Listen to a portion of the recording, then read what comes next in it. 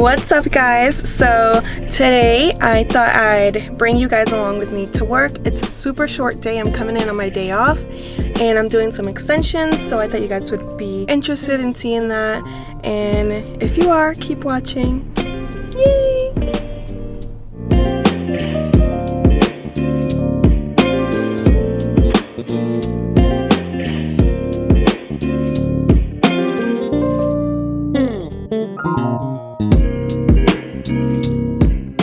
So first things first, we're going to do a glaze with 9T, 9V,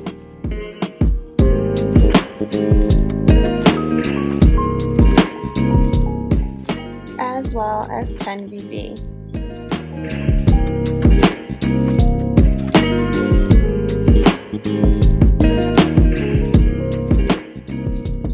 So I like to go through and section out the face framing pieces.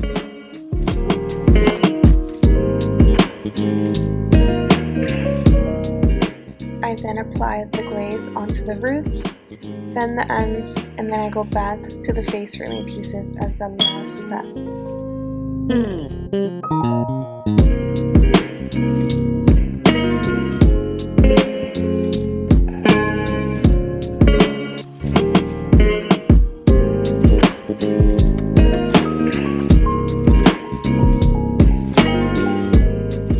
And this is her after her glaze and before her extensions. So I begin by asking her where she normally parts her hair, and I base my sectionings off of that.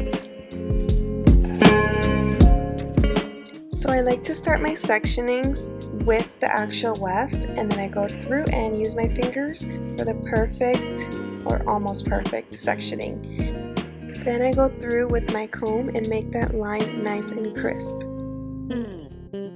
So I go in back with my weft and measure out where my beads are going to start and where they're going to end.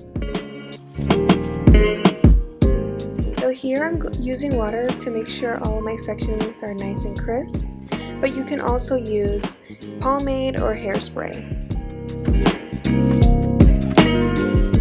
So for my beadwork, I like it to be very taut onto the hair, and I like to create kind of like a chain with the client's hair.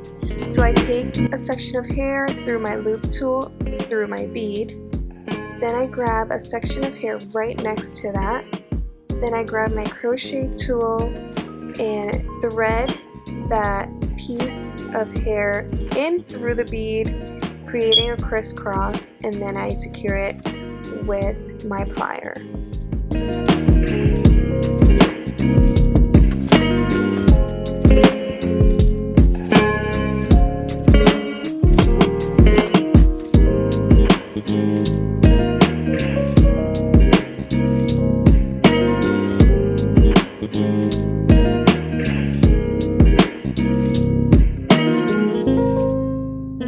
So after I do that all the way to the other side, I start marrying the two chains together.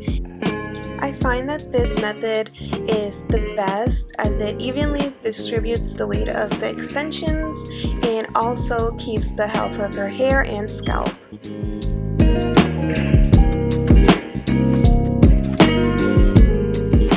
So with the wefts, I make sure that everything's nice and even, and I go weft by weft and position the weft exactly where I want it to lay on their head.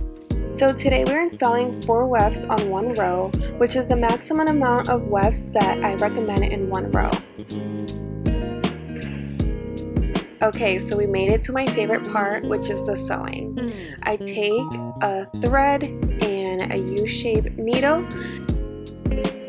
I double draw my thread, I make a knot at the end, and then I start sewing. So with the sewing, I like to make sure my stitches are super tight and close together so there's no sagging over time. So it's very important that on each stitch, you're going through all of the wefts as well as the client's hair.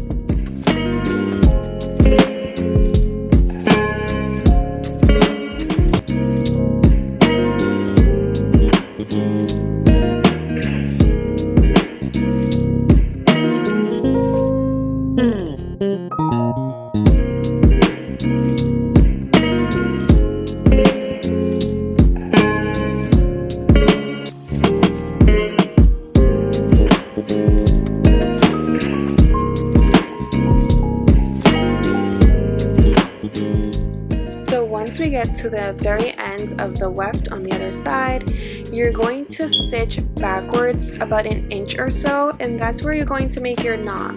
And I like to make 3 knots to make sure everything is nice and secure.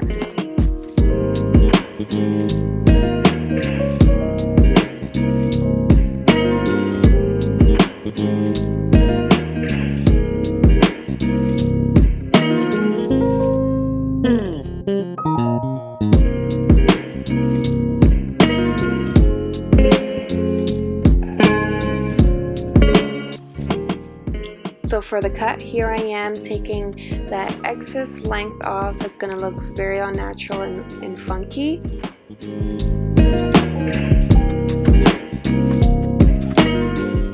This is when you want to make sure that you're consulting with your clients and walking them through the steps and making sure that they're comfortable with the length that you're taking off.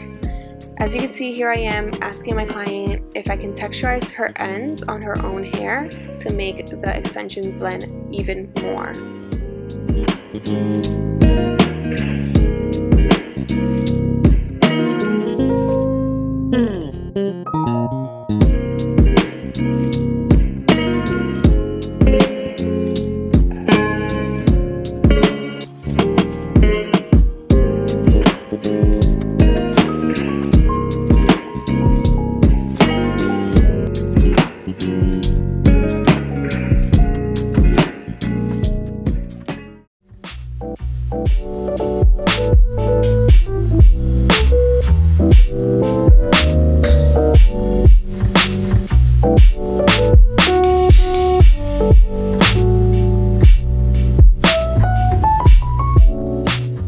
And this is the after. I hope you guys enjoyed this tutorial, and if you did, give it a thumbs up and subscribe.